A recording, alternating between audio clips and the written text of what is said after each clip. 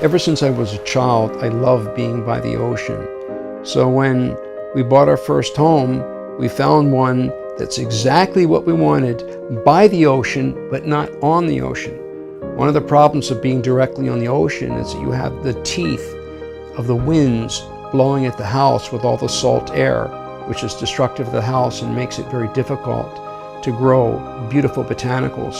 So just literally 50 steps away from the beach, we found this amazing property, and we were able to plant fruits and flowers and different types of botanical specimens that would never grow by the beach. So we sort of have the best of all worlds. You can hear the sound of the ocean, you can feel the ocean breezes, but yet we're in a tropical wonderland.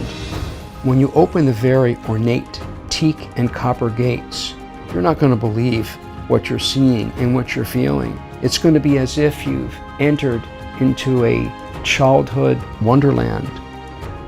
Upon entering the house, you're going to look up 25 feet and see a grand skylight that is filling light into all the rooms and all of the house.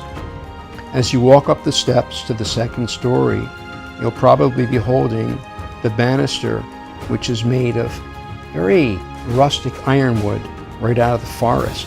And you may notice that the steps have an interesting feel to them because they're not supported by the ground. They're cantilevered from these major large posts that are going way, way up high into the sky. Our original idea for the roof, sort of a typical staggered pattern. But when the roofer came, he suggested that he could make those roofs like the waves of the ocean. And it came out so amazing, we did the entire house in that fashion. Our plan for building materials was to use all Hawaiian hardwoods. But then we had the idea of adding lava rock. So we used that combination, and it gave us just a magnificent final product that we were so happy with. Each and every room of the house is so unique and has such an individual feel to it.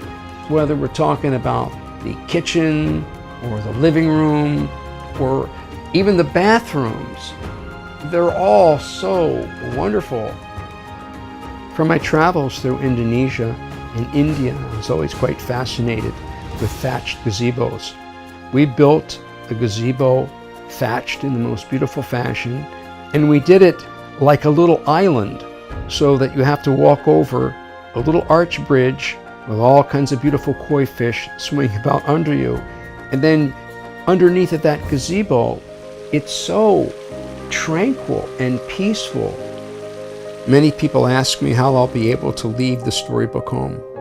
And my answer is pretty much always the same, that I'll never leave. Because the property which we built and we enjoyed for so many years, it's part of who I am. And it's always going to be with me in my heart.